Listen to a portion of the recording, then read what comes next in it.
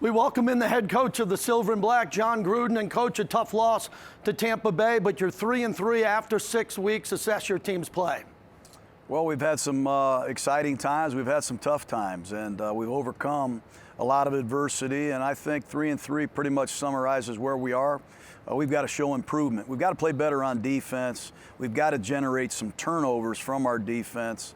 And obviously, we need Trent Brown and some of our men to get healthy on offense. But I like our effort. I like how hard we practice and prepare. It's going to pay off soon. I believe that. Coach, the Raider Nation loves the signing of Nelson Agholor. We got a couple of plays here. First, the touchdown where he broke free, and Derek found him. Let's talk about this play. Yeah, we end up in a bunch formation, and you see Nelson Agholor at the point of the bunch, and we just sent him down the seam. Derek recognized something, and we audibled to the play, and Agholor ran right down the hash mark. Derek made the perfect throw, and you see Agholor catch the ball away from his body. He shows speed.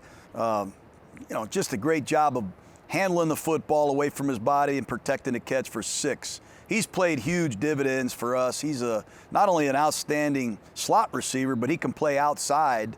Here in the third quarter, we motioned Waller over to a trips formation, and we came up with a stem go, we call it, where you see Agholor stem toward the inside edge of the numbers. He closes the cushion. He runs the defender down. He steps on his toes, releases to the outside, and Derek Carr makes a perfect throw, but Agholor goes and gets it. So he's doing a lot of great things for our offense, blocking, catching the ball, making explosive plays down the field. I really like him. Coach, let's stay with him and the trust. I want to talk about the trust that Derek has for him, how they work together in the offseason, and we're seeing that chemistry every game.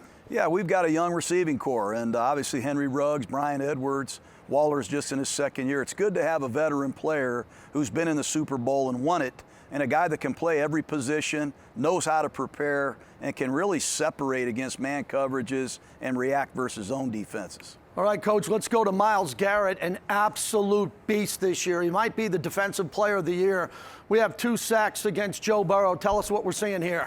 Well, Garrett is he's an excellent player because of where he can play. He can play interior defensive line over the guard. He can also play on the edge. And here you see Myles Garrett against the Bengals left tackle. This is a good get off. He's got great speed, but it's his length and his ability to dip that inside shoulder and close. And not only does he get there, JT, he causes a lot of fumbles, sack strips. Cleveland has taken the ball away 14 times, and a lot of those turnovers are because of Myles Garrett. And he can play either side, and he can really ruin the football game. Here he is in the red zone last week against Cincinnati, working on the offensive left tackle. And he's just got great in and out quickness. There you see the close and the long speed that he has that very few pass rushers have. The ability to close down and chase and pursue and get there on the far edge of the numbers. This guy's a great player. We got to be aware of him at all times. Coach, you have 2 really good tackles here. Once again, O-line depth, also maybe chipping him at the line of scrimmage. The strategy as you prepare for him and what he can do, he's a big part of this game plan going into Cleveland. Yeah, no doubt. He's a guy that our running backs have to be aware of, certainly. Trent Brown's status is still up in the air. So if we do play Sam Young or Brandon Parker at right tackle, they got to be ready to play their best football game of the season, but our protection plan has to be dialed in against 95. Let's move on to Baker Mayfield. And, Coach, when there's pressure on him, he's a different quarterback. When there's no pressure on him, he is playing at a really high level, coming off 5 touchdowns. He really is, and I think what really helps him is their running game. And when they get the running game going, they can get you in multiple ways. And as you said it, JT, this kid in the pocket, if protected, is a great rhythm passer, and he's deadly accurate. And Njoku is their tight end. He's a vertical threat, number 85, and that's about as pinpoint a seam route as you will see. So you got to get after him and force him off the spot, something we did not do last week against Tom Brady. But here's Mayfield late in the game.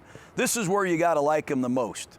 He has a ability to bring his team from behind. He's always been clutch, and here he is making another pinpoint throw to win the game to Peoples-Jones, young receiver out of Michigan, who's filling in for Odell Beckham. Give the kid credit. This is a 5-2 football team because of their turnover ratio and because of the play of Myles Garrett in this young quarterback. He's fun to watch. Coach, you've won in every environment, but now you're not a warm weather coach, you're a hot weather coach. Here in Vegas, and now you travel out to Cleveland, there's travel. Doesn't look like weather is going to play a big role in this game, but you get your team on a plane for a big game. No doubt, and the wind and the rain will be there in Cleveland. I'm from Ohio, so I know what the weather's like this time of year. We are expecting heavy winds and some rain, and our team mentally has to be ready for that, and we also got to be ready for a good Cleveland Browns team. They're on the rise. Good luck in Cleveland, Coach. Thank you. Thanks, JT. Have a good one.